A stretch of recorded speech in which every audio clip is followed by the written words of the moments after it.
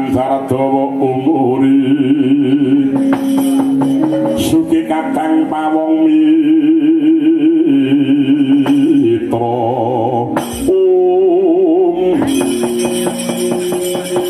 kakang perembaning Sukalima kakang Durna iki wangune wis meka madyaning wana Krendra Wahana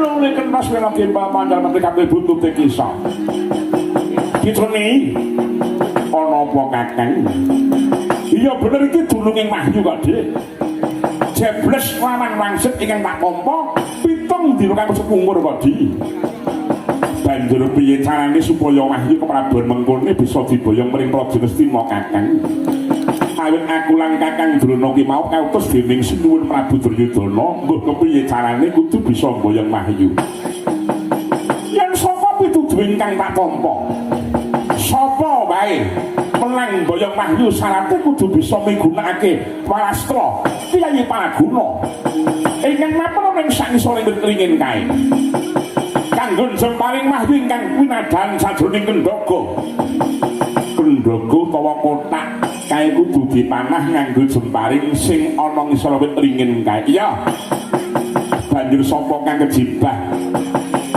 jemparing Kendhaga kae mau kakang Kurawa dawana kabeh dimen siji mbaka siji nyoba jemparing kae oh iya ngisake dawuhku kakang Rubaya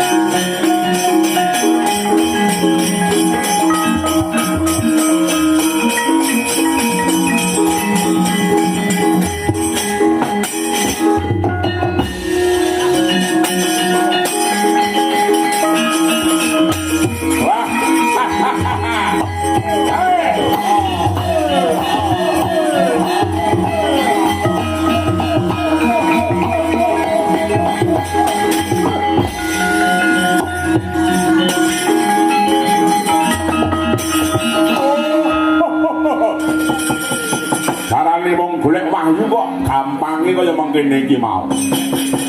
Dene iki bakal drusasa nempok wahyu. Lakon tedak turunku besok bakal nampa kamulyan. Tak jajal tak junjung langkap iki mengkene.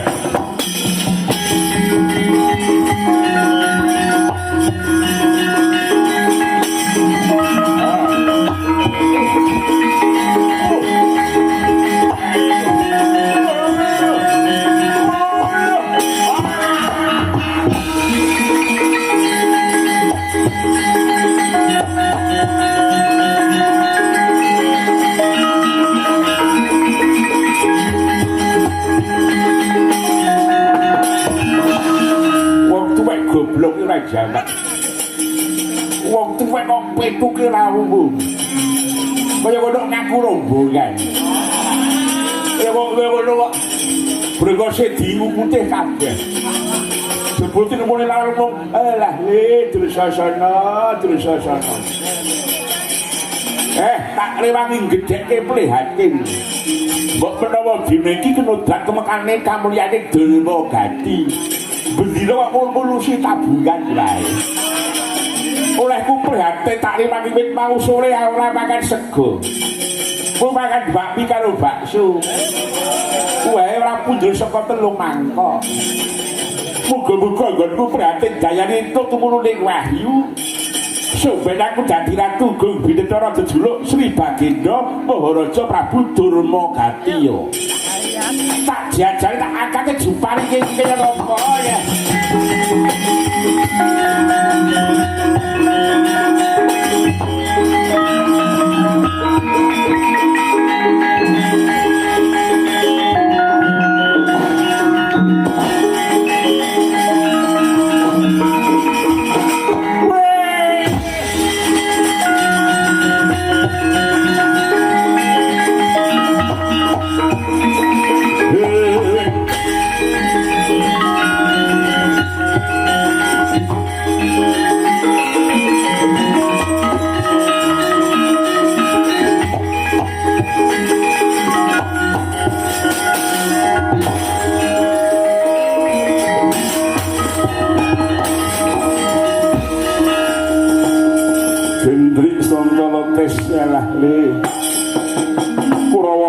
wae ora ana sing bisa jemparing kendhaga yen aja kesuwen njupuk opecak kampak grajilan sak panunggalane ditegor wae ringine lho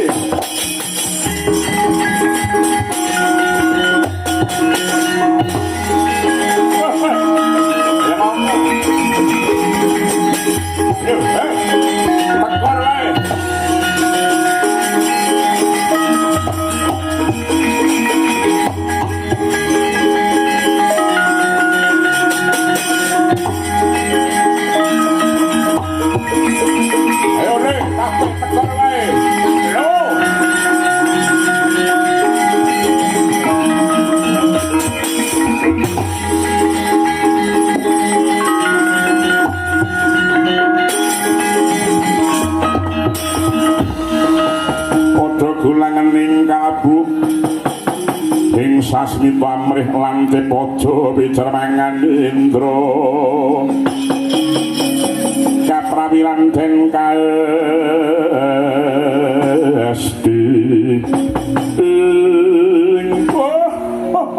latala ora pangling Antasena iki ya bener Pak Drusasana aku pun amulan nang Antasena. Ayo kowe arep ngopo kowe Pakdi? Wis sumingkira lho. Kowe ringin kae bakal tak tegor wahyune tak jupuk. Kowe aja ngawur-ngawur gawar wae. Sopo wae kena gayuh wahyu nanging kudu nganggo cara sing bener. Kudu nganggo jemparing kang sumadya. Iki dudu perkaramu kowe. Sing baku kura entuk gawe. Yen kowe lak kena tak elingake nganggo tembung sing kepenak. Apa njaluk tak punjul kepelan wah bayi wingi sore gunemanmu ngabangke marang kuping ora mingkat kang tak tebak gadang ora supir pandang lekane itu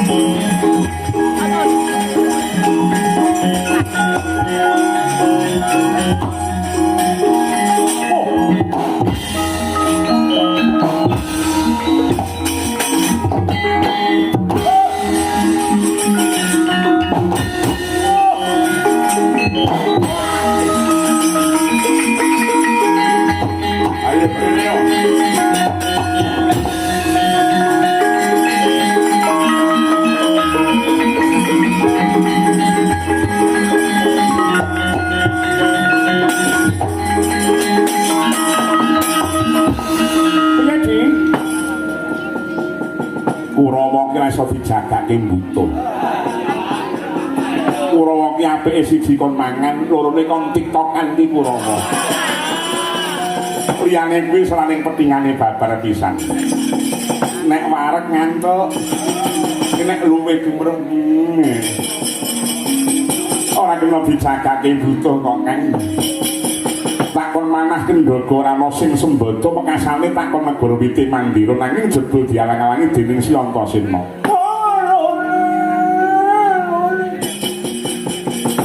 Pirang-pirang ora ana sing bisa ngrampungi Antasena. Banjur iki kepiye Kakang Durna? Yen nganti aku lan Kakang Durna bali ning Praja Ngastina, ora bakal entuk gawe apa ora dadi dukang ingkang sinuwun Prabu Duryudana. Dicuni. Kemengkono paripaksa pun Kakang kudu nggunakake cara liya. Cara sing kepiye? Durna bakal manjing alam panglimungan. Kendhaga kang isine kandungan mahyu kamu bakal tak colong. Arep mbok colong. Iya.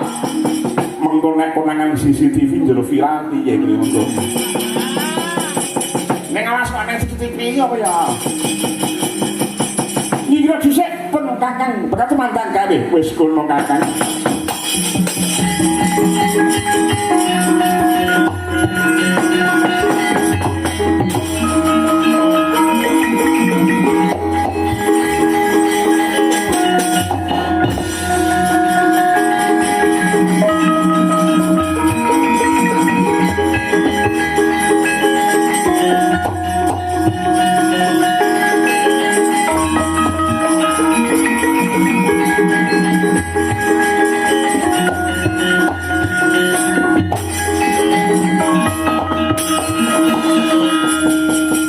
Gunjang ganjing langit kelap-kelap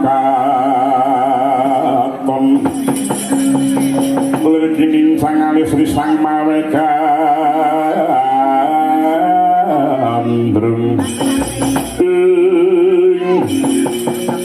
Kakang Antasena ana apa lene kae Begawan Durna ilang saka pandulu lagi ngerti iki jebul Begawan Durna ki mau iso ngilang. Ilange Begawan Durna kae awit dayane ngaji panglimunan. Pangilakuan kae arep tumindak culika nyidra Kendhaga ingkang aning Mandira Kresna kuwi. Banjur penake piye le? Ora perlu diceka. Malah arep tak jajaki sepira ketrimane Begawan Durna ki mau. Karepmu piye? Aku go bakal manjing alam panglimunan. Selain wujud dadi Kendhaga Kencana kang luwih apik lan luwih gumebyar tinimbang Kendhaga Saloka kae. Yen Begawan Durna kleru pamilih banjur kepirangan ngono. Iya. Ben dirasakake. Wong tuwa ora tau bisa dadi tepa tuladha. Wis Kakang. Saklung aku iki mengkone aku titip Mandira Kresna lan jomparing Kyai Palaguna. Iya, sing ati-ati di.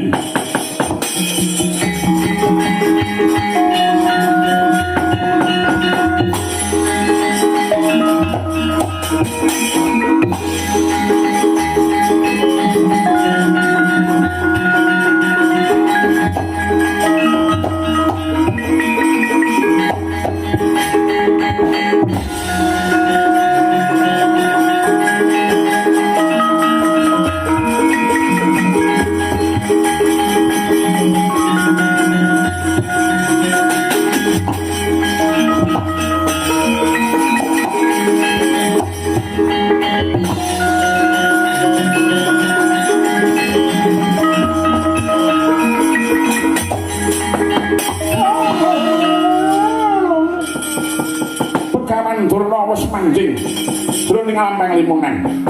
Tegese ora ana sing bisa nyawang marang wujudku. Nanging bareng aku arep nyidra kendhaka kang isine wahyu. Lah kok banget gumun rasane ngatiku. Dhuwure wit ki mau ana kendhaka loro cacahe. Sing siji dumadi saka Saloka utawa perak. Dene sijine dumadi saka Kencana utawa emas. Nanging pangraku kanugraning dewa iki mesti mapal ning kendhaka Kencana. Awit emas kuwi mau regane luwih marang tinimbang Saloka utawa perak. Yen mengkono bakal tak colong kendhaka Kencana iki mau. Nggih Prabu Duryudana. Negara Ngastina badhe kecandhaan wahyu menika nggih.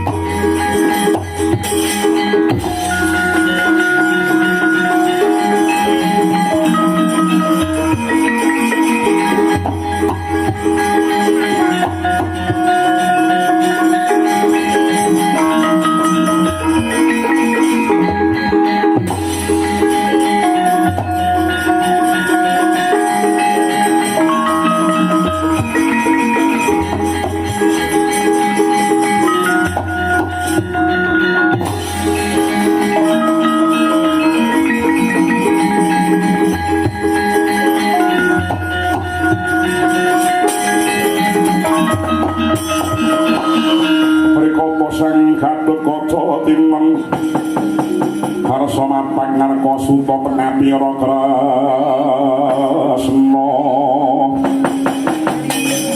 parta manahir muji saktinira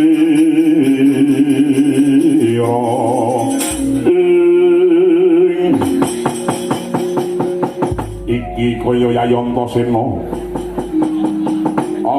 iki Kakang Gatut lawan Kakang Drajaya wis sakloron tumeka ning papan kene arep ngopo Kang? Pun Kakang kepingin gayuh tumruning Wahyu ingkang mapan ning saluhuring Mandira Kresna iki mau Yayi. Nadyan Kakang Matraja uga bakal gayuh wujuding Wahyu iki mau di. Yen kena tak kandhani luwih becik urungna Kakang. Dasare apa? Dasare kang bakal nampa Wahyu kae mengko pawongan kang dedeki ngringin sungsang pengarah Treta Gaya Teja. Sing kandha sapa? Sing kandha wis anggeni. Wis anggeni jarene nampa wangsite dewa kaya ngono ki mau. Nek Kakang Gatut lawan Kakang Praja nekat arep ngundi Wahyu ki mau, mungsuhe dudu sapa-sapa, mungsuhe Antasena. Kepeksaku wali njata sik wong loro. Wis Yayi ngalah bae kuwi wong edan kok mbok bubu. Saiki wis anggene ning endi? Wis anggene lagi lunga. Bakal mirang-mirangake marang Begawan Drona sing tumindak Didra arep nyolong Kendhaga Saloka ingkang ana sak dhuwuring Mandira Kresna. Areh ning Yayi Antasena lan Yayi wis anggene kuwi selawase ora tau goro. Lah, kowe ngerti dhewe to aku sapa? Mula aku percaya karo kanggamu. Lah, ngelingon aku ora tau goro karo sapa wae. Nadaku cukup gedhi ngene iki nek ora tau goro aku iki wae. Semono pun Kakang ya percaya karo kowe kok dia matur nuwun Kang. Yen padha nggugu marang apa sing dadi tuturi Adima Antasena. Ya mengkono. Ayo becik padha ngrewangi. Aku rumeksa Mandra Kresna iki mau. Iya, ayo tak kanthi dene iki.